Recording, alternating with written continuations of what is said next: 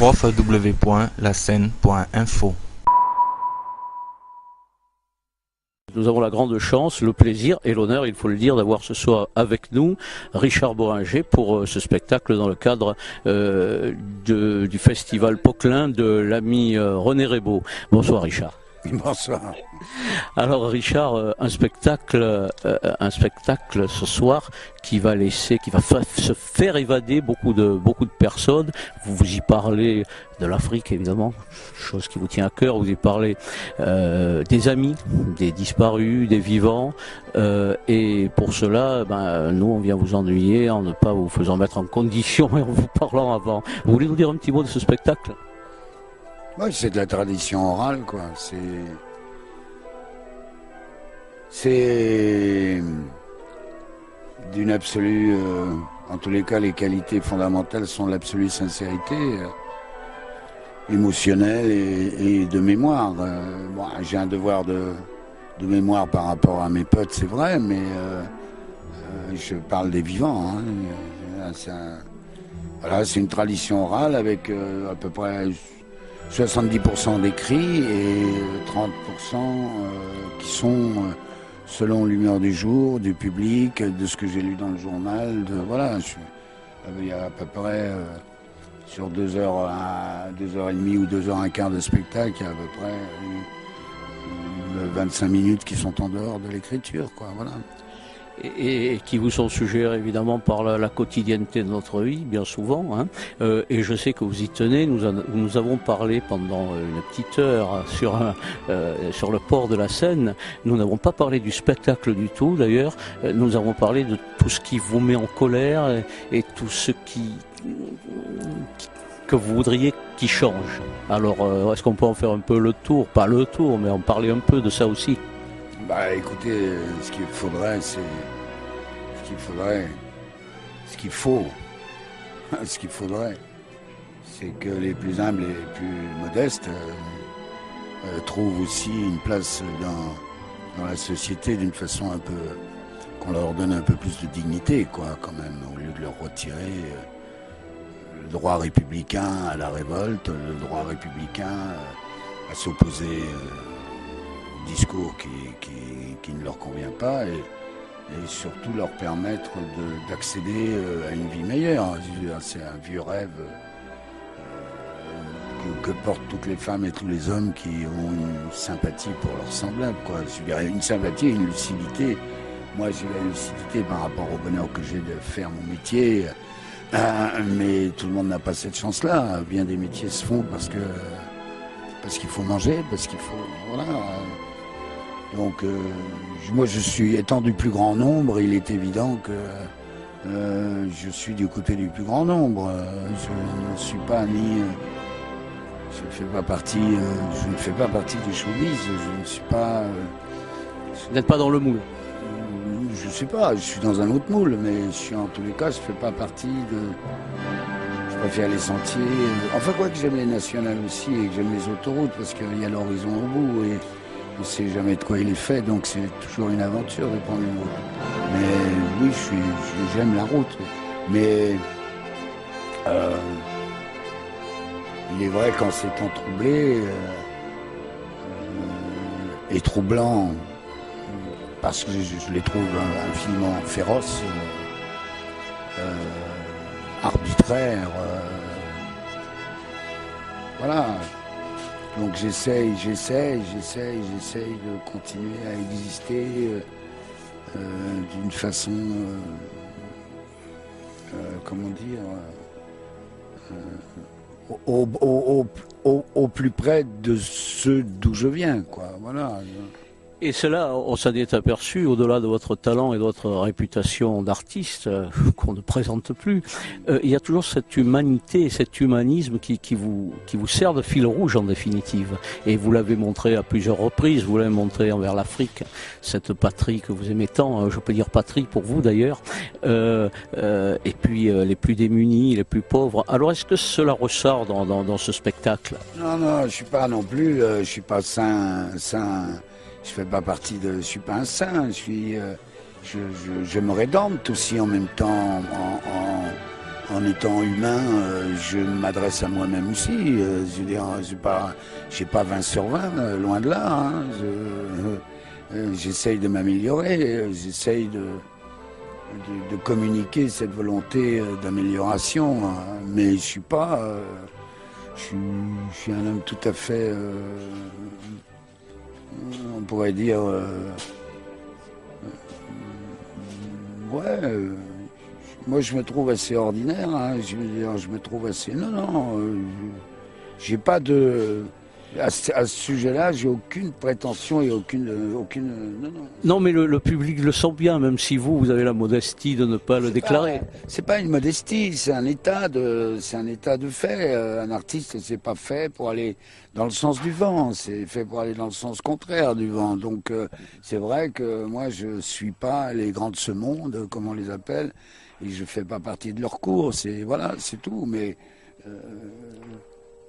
et je m'en vais au vent mauvais qui m'a... Oui, mais le vent, il n'est pas toujours bon, ni pour moi, ni pour les autres. Voilà, je suis heureux de faire ce que je fais. D'ailleurs, je tenais à signaler que sur le site internet, on voit beaucoup textes de Richard Bohringer et de Bernard Giraudot. Il n'y a jamais eu un texte de Bernard Giraudot. Bernard était mon ami, je lui ai dédié un livre. Mais je lis pas ses textes, peut-être qu'un jour, puisqu'il écrivait merveilleusement bien, peut-être qu'un jour je le ferai. Mais pour l'instant, c'est mes textes. Donc c'est putain de, comment on appelle, de confusion, parce qu'on a dû entendre que c'était mon pote, que je lui avais dédié un livre. Donc à partir de ce moment-là, je lis ses œuvres. Non, je lis pas encore ses œuvres. C'était un merveilleux conteur, un merveilleux écrivain. Voilà, donc c'est un peu... Non, parce que ça me dérangerait pas, l'erreur me dérangerait pas si Bernard était en pleine vie et en pleine santé. Je dirais, oh, puis arrêtez vos conneries, quoi, merde. Bon. Mais Bernard étant décédé... ça peut vouloir dire que Bohringer racolerait un peu la mémoire des morts. Ça serait un peu morbide, oui. Oui, non, pire que ça, ce serait malhonnête, quoi, réellement, quoi. Donc, non. Alors voilà qui est dit, ce qui ne ternira absolument pas la mémoire que nous avons tous de Bernard Giraudot, bien sûr, mais les textes sont de Richard Bohringer. Oui, oui. Mais vous savez, je sais pas où les gens vont chercher les choses. Ce sont des sites parisiens. Oui, mais les Parisiens, Paris, c'est une vieille star vénéneuse aussi. Hein, c'est pas. C'est pour ça que vous lui préférez enfin, ce ne sont pas des stars, mais les villes africaines, par exemple. Et je préfère pas non plus les villes africaines. Je vis selon mon instinct et selon voilà. J'aime autant, j'aime Lille, j'aime Tourcoing, j'aime Paris, j'aime ici. Non, c'est pas l'Afrique, ça a été un moment de mon existence. Voilà, un moment plein, un moment intense, un supplément d'âme, une compréhension d'un continent. Mais je suis républicain et fier de l'être. Oui, nous en avons parlé tout à l'heure, du reste, avec des réflexions bien trempées qui n'ont rien à voir ici avec l'interview que vous nous accordez. Mais c'est vrai que moi, je conserve aussi un très bon moment de cet entretien à brûle pour point. Oui, c'est ce que je préfère. Mais il faudrait... On est là pour parler d'un spectacle, évidemment, mais moi je dis Richard Bohringer, un homme d'amour et d'humeur. Comme les autres. Il n'y a pas de... Comme les autres, comme ceux qui viennent, comme ceux que je croise. Vous savez, la poésie, enfin, tout ça n'appartient pas qu'à ceux qui l'expriment. Hein. Moi, je vais chercher ma nourriture... chez les autres, c'est les autres qui me la donnent. Je suis un voleur un voleur d'émotions, un voleur de sentiments,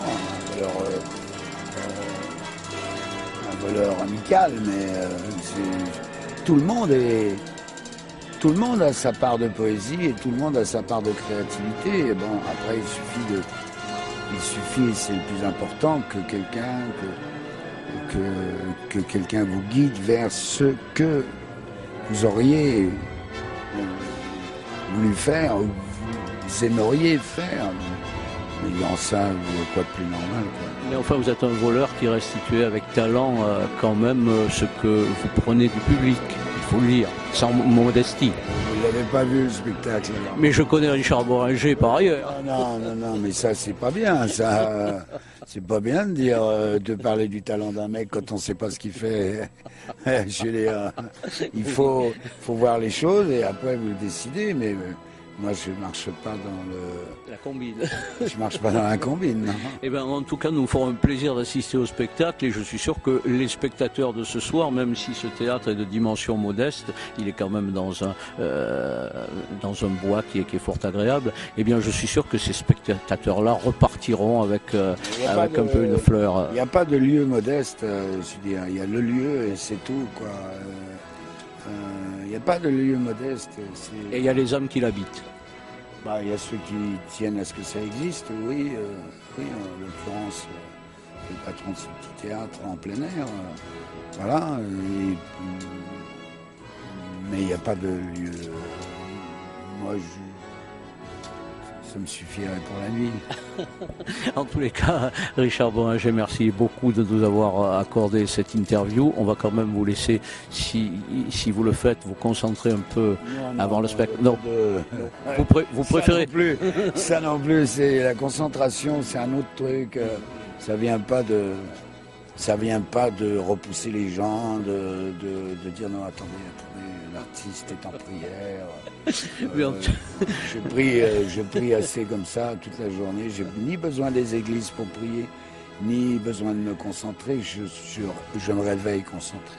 Absolument. Dieu, c'est un état et puis, ma foi, un idéal peut-être, mais on n'a peut-être pas besoin de toujours prier.